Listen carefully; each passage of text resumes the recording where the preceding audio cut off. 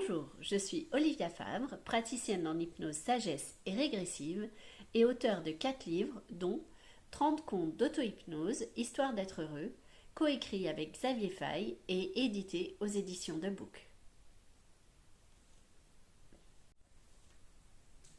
Il est très rare qu'après une séance, on reprogramme un deuxième rendez-vous parce qu'en fait, il faut bien laisser le temps d'intégration agir.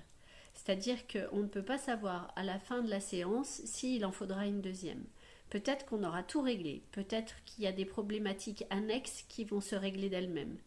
Donc souvent ce que je dis aux gens, c'est dans un mois, vous regardez, si vous pensez à moi, c'est que vous avez besoin de revenir faire une séance. Si vous ne pensez pas à moi, c'est que ce n'est pas nécessaire. De toute façon, si votre inconscient il a envie de revenir, alors il vous enverra tout un tas de messages pour vous dire de revenir. Et ça fonctionne très bien comme ça en fait. Donc il faut juste apprendre à écouter les messages de son inconscient et à venir si jamais on sent qu'on a besoin de revenir. Et ça peut être dans un mois, ça peut être dans 6 mois, ça peut être dans 5 ans, peu importe en fait. L'inconscient saura que s'il a besoin d'aide, il pourra revenir à ce moment-là.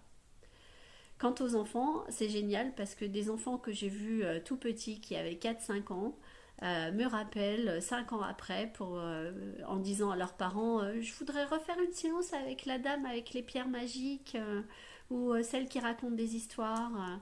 Parce qu'en fait, pour les enfants, quand ils partent du cabinet, je leur donne, ils vont choisir une pierre et je lui donne un pouvoir. Ça peut être le pouvoir d'attraper les peurs, le pouvoir d'avoir confiance en soi, le pouvoir de bien dormir, le pouvoir d'attraper la colère.